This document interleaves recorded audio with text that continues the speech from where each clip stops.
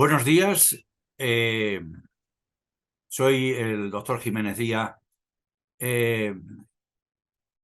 Vamos a empezar esta segunda sesión, interrumpida después de un periodo de tiempo muy prolongado de la primera sesión, que fue en el mes de febrero del año pasado, para sintetizar lo correspondiente al blog de Infanto Juvenil, en lo que hace referencia a la temática que nosotros vamos a ir desarrollando a lo largo del tiempo. Hoy nos vamos a ocupar del concepto de enfermedad mental, al primer libro de los que voy publicando sistemáticamente de la serie de 16 que conforman la obra Psicopatología Evolutiva Infanto-Juvenil. La primera pregunta que se podría uno hacer es: ¿existe la enfermedad mental infantojuvenil? Porque, claro, hay muchas personas que son escépticas respecto a la posibilidad de que se dé esta circunstancia también en la infancia y en la adolescencia. Y realmente hemos de corroborar que con una denominación o con otra, la problemática psicoclínica o la psicopatología infantojuvenil, o lo que la propia OMS dice, los trastornos psiquiátricos en la infancia y la adolescencia, se dan siguiendo, por ejemplo, la definición que tenemos nosotros adoptada del mismo FEAFES, de nuestra propia federación, que dice, y leo textualmente: la enfermedad mental se considera una alteración de tipo emocional, cognitivo o del comportamiento que quedan afectados procesos psicológicos básicos como son la emoción, la motivación, la cognición, la conciencia, la conducta, la percepción, la sensación, el aprendizaje, el lenguaje, etc., lo que dificulta a la persona su adaptación al entorno cultural y social en que vive y crea alguna forma de malestar subjetivo. Esta definición de la Federación de Salud Mental de FEAFES Castilla y León, para cualquier persona, bueno, que tenga un mínimo de conocimiento, es claramente aplicable al campo de la infantojuvenil. Luego, aunque queramos un poco dulcificar el tema, podemos quitar el término enfermedad mental. ¿Y por qué es importante que consideremos que la enfermedad mental existe en la infancia y en la adolescencia? Pues muy sencillo. La enfermedad mental, en el caso concreto de la etapa infantojuvenil, tiene relevancia porque la etapa infantojuvenil corresponde al 25% del ciclo vital. O sea, la cuarta parte de la vida del ser humano corresponde a infancia y adolescencia. Entonces, fácilmente se comprenderá de que no va a quedar solamente restringido la problemática esta de la psicopatología humana a los adultos, sino que también en la etapa infanto-juvenil existen. Y de hecho, se puede, lo iremos comprobando a lo largo del tiempo. En segundo lugar, porque es importante porque es un periodo de una alta vulnerabilidad. La infancia y la adolescencia, por razones del desarrollo, tiene unas connotaciones de inmadurez hasta que se consigue la madurez total, y eso le hace más vulnerable. Y le hace más vulnerable precisamente en un contexto, que es otra razón importante, en el que en este momento estamos viviendo. No es necesario que insistamos en la importancia de la familia, en la importancia de la sociedad, etc. No tenemos el ejemplo más que inmediato de la pandemia, el papel que ha producido la pandemia en la población infantojuvenil. Se han multiplicado los problemas por razones, primero, de la pandemia y, en segundo lugar, fundamentalmente por el aislamiento, claro. Los problemas de ansiedad, los problemas de depresión, los problemas de trastornos de la conducta alimentaria, los trastornos de aislamiento del sujeto en sujetos vulnerables que les ha hecho consumir concretamente, por ejemplo, algo auténticamente nefasto, que les ha hecho consumir muchísimos sistemas mediáticos, ordenadores,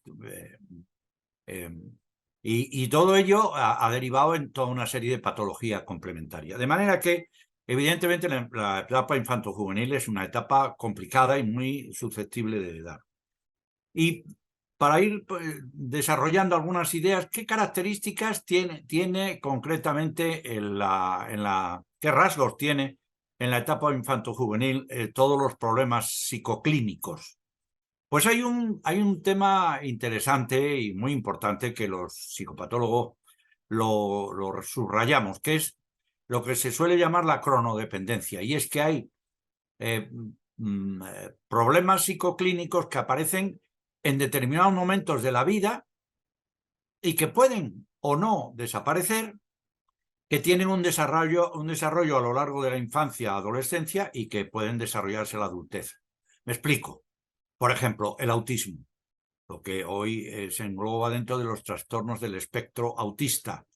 Son procesos que suelen aparecer de una manera inmediata en el momento del nacimiento y se desarrollan a lo largo de la vida. Además, con la connotación desfavorable, en el caso concreto de que algunos de los casos de trastornos del espectro autista tienen tendencia a agravarse en la etapa de la adolescencia, otros no, afortunadamente. Otro ejemplo, el trastorno por déficit de atención, que a todo el mundo le llama la atención, es muy destacado, porque todo el mundo ha oído hablar de él. Sin embargo, sucede lo contrario. Suele aparecer hacia el tercer o cuarto año de la vida del niño.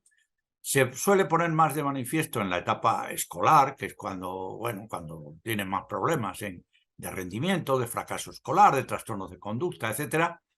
Y solamente el 25% de los adultos persisten con el trastorno por déficit de atención. O sea, quiere decir que aquí prácticamente un 75% desaparece espontáneamente. Otro rasgo importante, que es muy importante tener en cuenta, es la capacidad de reversibilidad o irreversibilidad de algunos de los problemas estos. Hay problemas, como he comentado, que son reversibles, por ejemplo el TDAH, y hay problemas que desafortunadamente empiezan en la infancia y se prolongan, o en la juventud, y se prolongan a lo largo de la vida del adulto. Es importante, por ejemplo, en este sentido, que diga que aproximadamente, y esto está perfectamente demostrado, aproximadamente el 50% de las enfermedades o de la patología mental del adulto empieza en la infancia o en la juventud. El 50%. Esto es francamente importante que lo tengamos en cuenta en esta primera aproximación que hacemos a la temática general que vamos a ir desarrollando. Otro capítulo importante es el de que normalmente las manifestaciones patológicas infantiles, patológicas mentales, no se suelen dar sola. Vamos a ver, o sea, no es fácil ver un cuadro de ansiedad puro, con la sintomatología específica de la ansiedad, o no es fácil encontrar un cuadro de depresión puro. Normalmente suele haber parte de manifestaciones que corresponden a la depresión, por ejemplo, en el caso concreto de la depresión infantil, aunque haya también componentes de ansiedad o viceversa. Y esto viene sucediendo pues con casi todas las manifestaciones psicoclínicas infantiles. No podemos extendernos mucho más porque no es cuestión de cargar la idea. Simplemente considerar una secuencia que yo tengo recogida, en la que digo lo siguiente. Las situaciones clínicas en esta etapa de la vida es un proceso. Es un proceso que empieza y tiene un desarrollo hacia toda la vida o reversiblemente. Sus inicios pueden tener un origen remoto. Es evidente, hoy estamos trabajando sobre temas de cualquier problema, los trastornos de personalidad, por ejemplo. Por los trastornos de personalidad, de una manera o de otra, pueden tener en un porcentaje muy alto en características o rasgos que ya empiezan a manifestar los niños tempranamente. Y es uno de los cuadros que están más en discusión en psicopatología humana. Influye muchísimo el crecimiento y el desarrollo en el de manera que factores como una buena paternidad, un buen trato, lo que se dice un desarrollo potencial del niño, le da unas capacidades enormes. Pongo un ejemplo. Un síndrome de Down dejado al desarrollo espontáneo, ordinariamente puede tener un curso favorable, afortunadamente, gracias a Dios, pero si nosotros a esto le aplicamos técnicas tempranas de estimulación temprana y técnicas de potenciación de la persona, pues tenemos ejemplos de niños Down que están en la universidad. Bien, es verdad que eso no depende solo del aprendizaje o de la estimulación, pero en buena medida también depende de eso. O sea que esto es importante.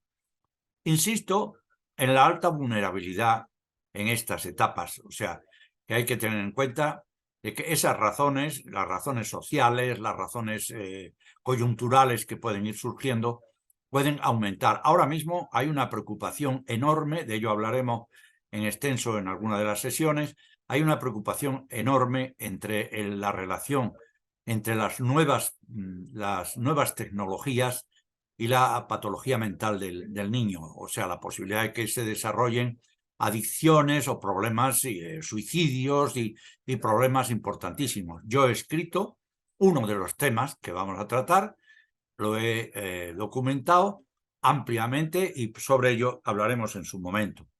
Insisto en la acumulación de los factores psicosociales, aunque no sea un dato estadístico que yo quiera dar como tal, pero por ejemplo es patente que un porcentaje altísimo de las parejas que se constituyen terminan con problemas, disolviéndose o disfuncionales o con divorcios. Entonces, todo esto evidentemente representa un hándicap muy importante.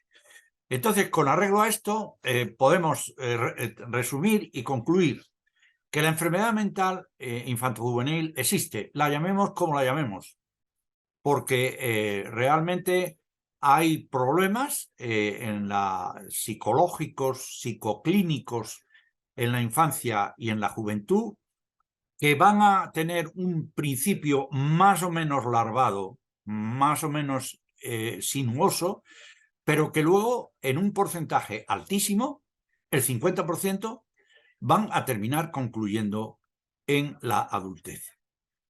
Nada más y muchas gracias y hasta la próxima sesión.